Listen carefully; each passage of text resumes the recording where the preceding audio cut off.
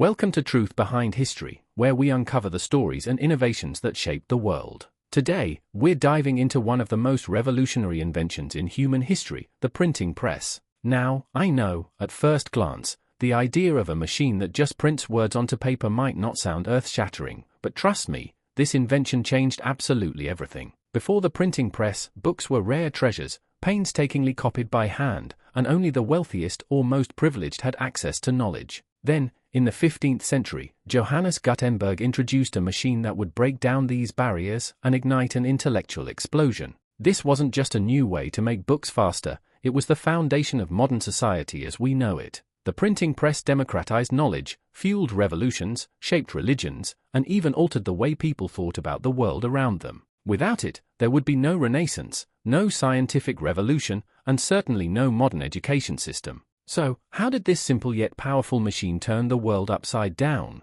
Let's start by looking at what life was like before it existed. Now, to really appreciate the impact of the printing press, we have to go back to a time when every book you saw was written by hand. And when I say written by hand, I don't mean with a ballpoint pen and a cup of coffee, I mean meticulously copied, letter, by professional scribes who spent months, sometimes years, reproducing a single text. This was an incredibly slow and expensive process. Books were rare, and owning one was a status symbol. The vast majority of people, peasants, merchants, even many nobles, never even had the chance to hold a book, let alone read one. Knowledge was locked away, accessible only to a privileged few. On top of that, because everything was copied manually, errors crept in over time. Imagine playing a centuries-long game of telephone, except instead of whispering a phrase, you're copying an entire book. Little mistakes here and there added up, altering information with every new copy. And let's talk about the cost. A single book, like a Bible, could take a year or more to reproduce and was worth as much as a small house. That meant only the clergy and the upper elite could afford them. If you were an average person in medieval Europe, your chance of getting an education or accessing new ideas was practically non-existent. And because books were so rare, knowledge spread at a painfully slow pace. Imagine living in an age where the latest discoveries and philosophies didn't reach the public for decades, even centuries. Innovation was stifled, and progress moved at a crawl. This is the world Johannes Gutenberg was born into, and this is the world he changed forever. Let's move on to his groundbreaking invention.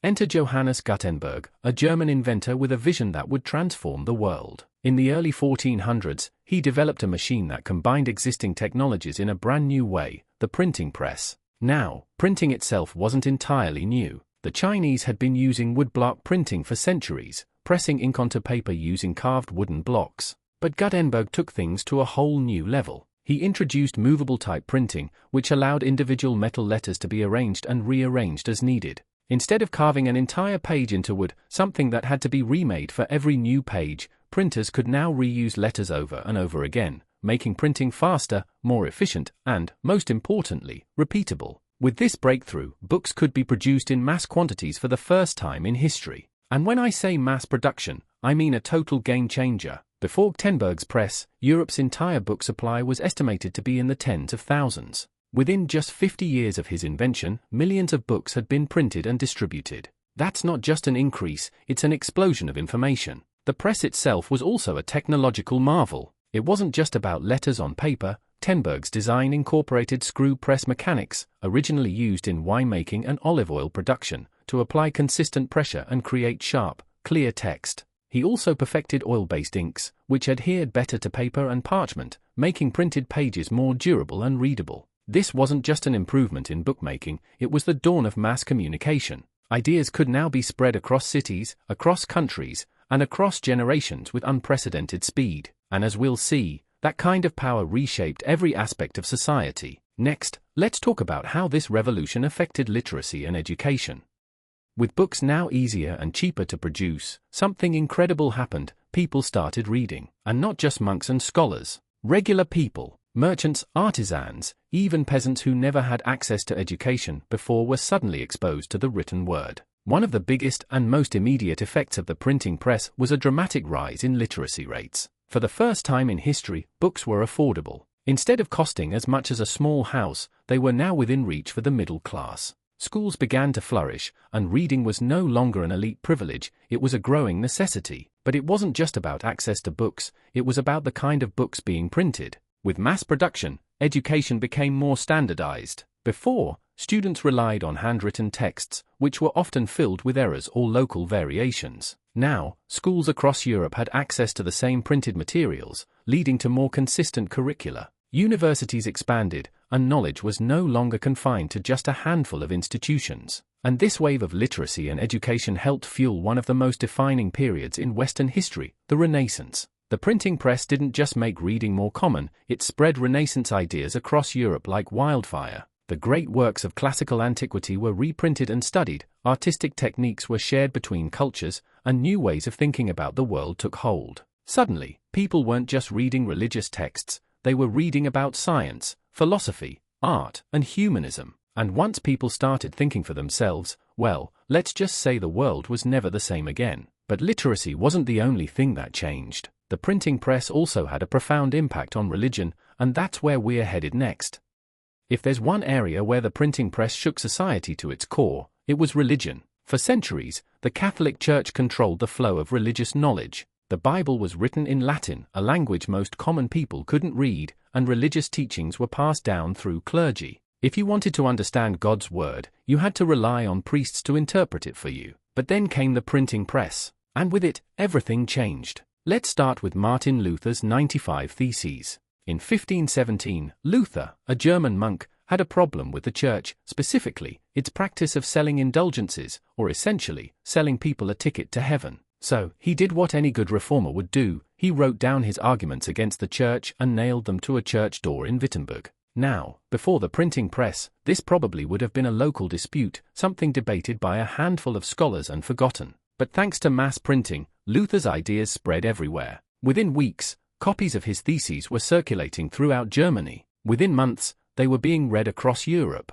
What started as a challenge to church policy became a full-blown movement, the Protestant Reformation. But it wasn't just Luther's words that changed things, the printing press also allowed for the mass production of Bibles. For the first time, people could read the Bible in their own language rather than relying on church officials to interpret it for them. This led to more personal interpretations of Christianity, new denominations, and a major shift in religious authority. The press also created space for diverse religious ideas to flourish. Theological debates erupted across Europe, and religious fragmentation followed. The Catholic Church faced its greatest challenge yet as new sects and beliefs emerged, leading to conflicts, reforms, and eventually, religious tolerance in many parts of the world. Without the printing press, there would be no Protestant Reformation as we know it. But religion wasn't the only institution disrupted. Let's move on to how the printing press shook up politics.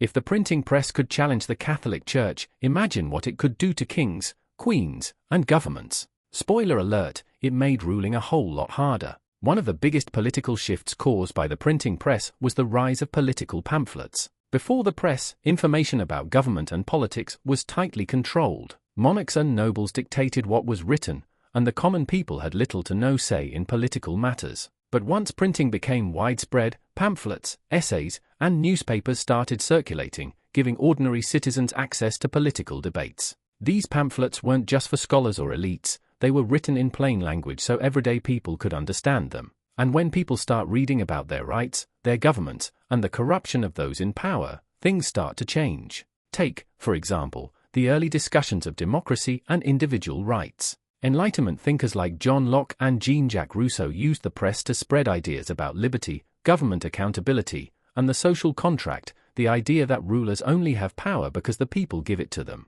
These ideas directly influence revolutions, most famously the American and French revolutions, where printed materials like Common Sense by Thomas Paine helped spark rebellion against tyranny. But here's the thing, those in power didn't exactly enjoy being questioned. As more people gained access to political writings, governments and monarchies faced increasing scrutiny. Suddenly, rulers weren't seen as divine figures with unquestionable authority. They were being criticized, analyzed, and challenged in ways never seen before. The printing press made it much harder for those in power to control information, and that terrified them. Censorship laws were introduced, books were banned, and authors were even executed for spreading the dangerous ideas. But once knowledge is out, it's out. The age of absolute monarchy was coming to an end, and the age of political discourse had begun. Now, let's look at how the printing press didn't just change ideas, it changed economies and social structures, too.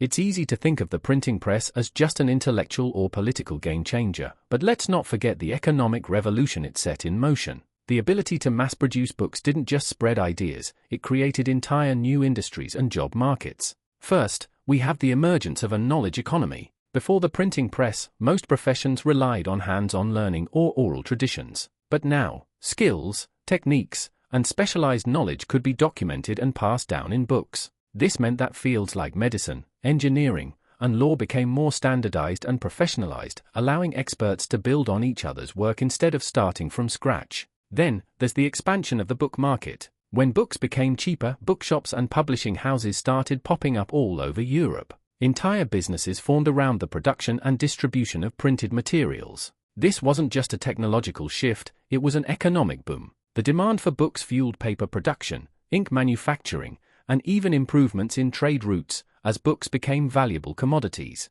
And, of course, the printing press created new job opportunities. Before Gutenberg, being a scribe was a full-time profession. But now, new careers emerged. Printers, typesetters, publishers, editors, and booksellers all became essential. Literacy also became an asset in the workforce, increasing the demand for educated workers. In other words, the printing press didn't just spread knowledge, it created the modern publishing industry and shaped the economies of entire nations. The ripple effects of this transformation were enormous. More jobs meant more wealth, which meant more access to education, which meant even more books being written and printed. It was a feedback loop of progress, setting the stage for the industrial and scientific revolutions that would come in later centuries. And speaking of revolutions, let's talk about how the printing press played a critical role in one of the biggest, the scientific revolution.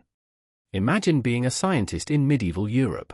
You make a groundbreaking discovery, let's say you figure out that the Earth revolves around the Sun. But there's a problem. The only way to share your findings is by handwriting copies of your research or waiting for word of mouth to spread. By the time anyone hears about your work, it's already outdated. Now, enter the printing press. Suddenly, discoveries could be published, copied, and shared across Europe in a fraction of the time. This transformed the world of science and kick-started what we now call the scientific revolution. One of the biggest impacts was faster scientific communication. Scientists could now print their theories, experiments, and results, allowing others to replicate and build upon their work. No more waiting decades for ideas to spread, peer review, and the scientific method were born, and innovation began to accelerate like never before. The press also led to standardized research and methods. Before printing, scientific knowledge was often scattered across handwritten manuscripts, each with slightly different wording or diagrams. The printing press made it possible to publish accurate, uniform texts that could be used by researchers everywhere.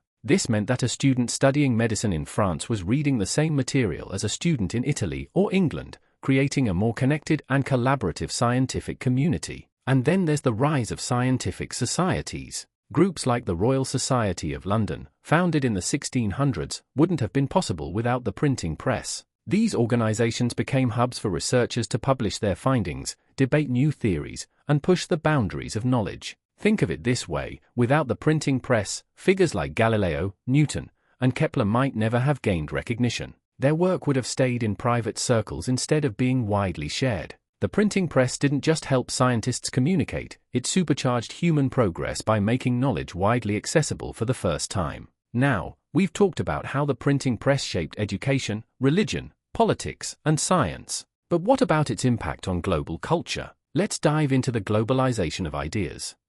The printing press didn't just change Europe, it changed the world. Before Gutenberg, knowledge was largely isolated within regions, confined by geography and language barriers. But once books became cheaper, easier to produce, and more widely available, ideas started flowing across continents like never before. First, books reached global audiences. Printed materials were no longer limited to a single monastery or a royal library, they were being shipped, traded, and sold across Europe, the Middle East, and eventually the Americas and Asia. For the first time, scholars in different parts of the world had access to the same ideas. This fueled intellectual exchange and cultural diffusion, leading to major advancements in science, philosophy, and the arts. Another major change was the rise of translated works. Before the press, translating a book was a slow, costly process, and most knowledge was locked in Latin, Greek, or Arabic, languages only a small elite could read.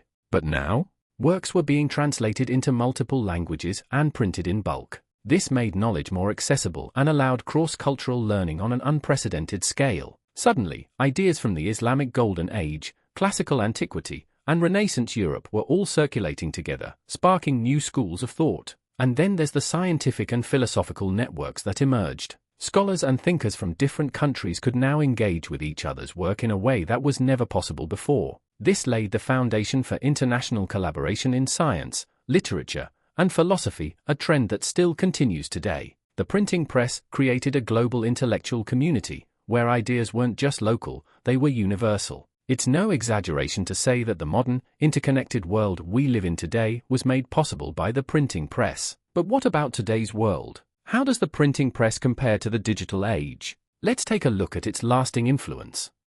Now, let's fast forward to today. We live in a world where information is everywhere. Social media, news websites, ebooks, and AI-generated content flood our screens daily. It's easy to take this for granted, but if we compare it to the impact of the printing press, we start to see some striking similarities. Just like Gutenberg's press revolutionized the spread of knowledge in the 15th century, the internet and digital technology have done the same for our world today. The printing press made books widely available. Now, anyone with a smartphone can access the equivalent of a library in their pocket. Back then, literacy skyrocketed because of printed books. Today, digital literacy is crucial as we navigate a world filled with constant information. Another parallel? The challenge of misinformation. When books first became widespread, not everything that got printed was true, just like today, where the internet allows both factual information and false narratives to spread at lightning speed. This raises an important question: who controls knowledge? In Gutenberg's time, the church and ruling elites tried to suppress certain books.